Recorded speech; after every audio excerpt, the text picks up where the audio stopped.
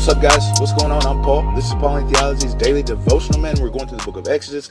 Today, we're in Exodus chapter 4, verse 11 and 12. Exodus chapter 4, verse 11 and 12. We've got this response from God that is about to happen from the thing that Moses, the questioning that Moses, or the objection that Moses has to God. And so that's what we're talking about today.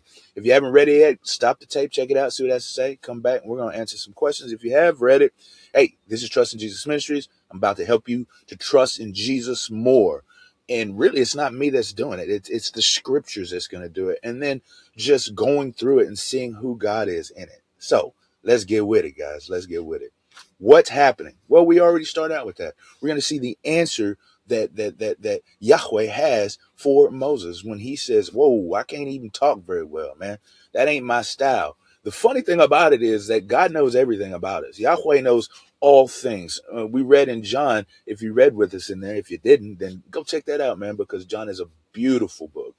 But it says that Jesus knows what was in the heart of man. And so God, Yahweh here already knows what's in the heart of Moses. He already knows who Moses is, what he can do, his abilities. Matter of fact, that's why he called him to do this, because he knows his abilities, right? And so whenever Moses is making this excuse, God just speaks with him like this. He says, who is the one that even gave man a mouth? You know what I'm saying?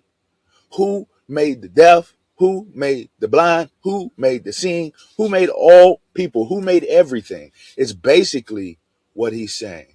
And so he's like, I am the one who has done all of this. And then matter of fact, he's like, I will be with you and I will teach you what to say.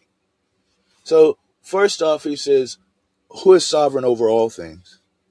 And then next he says, now I'm going to tell you exactly what to say. I'm going to show you and mold you to the way in which you should be so that you can speak to faith.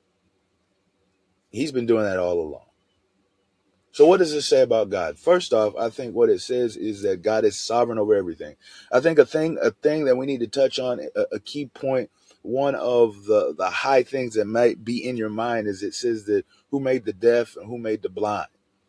And so we might think of that as being God, the author of these things. But this is not the case, because sin is what causes blindness and death. All mutations or deformations or changes from the perfection that God had created initially, those things are of sin, self, and Satan. It is, well, technically, it's all sin. It's our sin, Satan attacking us in some type of way, and also just sin of ourselves and sin of the world being corrupted by sin because of the fall of Adam. So let's get that initially started. But what does God mean when he says that who has made the sick, or I mean not the sick, who has made the blind, who has made the mute, who has made the deaf? When he says these things, God is saying who is sovereignly in control over all of these things. Who is sovereignly the one who sits and dictates and mandates whether these things can occur or not. That is what God is saying when he speaks these things. He has a plan and a purpose. And we can see that initially here, where God is allowing the suffering and the oppression of the Israelite people, because he sees them and he knows them. Yet there's a greater plan that God has that will bring glory to his name, and it will restore all to the Israelites and fulfill the promise that he made to Abraham. All of these things are going to happen under his sovereign control, even though it seems like there are some bad things occurring. And they are bad. Oppression, slavery, this is bad. Yet God is going to use those in order to see the people of Israel and the Hebrews freed and his name glorified. Another way we saw it was, I talked about John and how we went through it. And Jesus says something in John, when they asked him a question about a man being blind, he says that this man was blind so that the glory of God can be shown. The glory of God can be shown. And so what we have to recognize is that God is sovereignly in control over all things, and he's using these things in order for his name to be glorified to the highest amongst all people. You see, if it wasn't for the oppression that occurred in this moment that we're reading, then how would we be reading about it today? How would we be able to be drawn into the fellowship of the kingdom today? How would we be able to see God's majesty and wonder, miracle working, glorifying sovereignty over everything today? How would we know more about his character today? What's to say about man is we need to be trusting God's plan. See, this is not overtly being stated.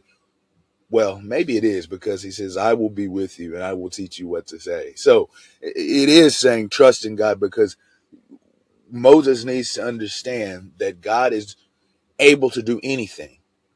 And not only the ability to do those things to carry it out, but he's going to allow Moses to do it. He's going to tell him exactly what to do and how to do it. All Moses has to do is be willing. All Moses has to do is just be accepting of the call that God has placed upon him and then live it out. I think Ephesians, we've read together, it says that God has created good works for us. We are his workmanship. We are his masterpieces, and he has created good works for us to do. All we have to do is just walk it out. Just walk it out. So how do we apply these truths to our lives? What is it that God is calling you to walk out today?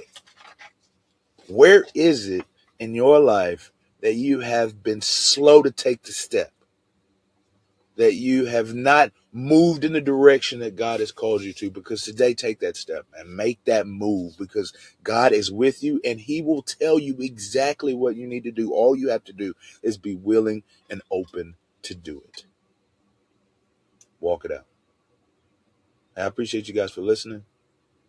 And I hope to hear about how God is moving in your life and how you are walking out the truths that we've been reading and studying here in your life today. I appreciate you guys for listening, and I'll see you in the next episode.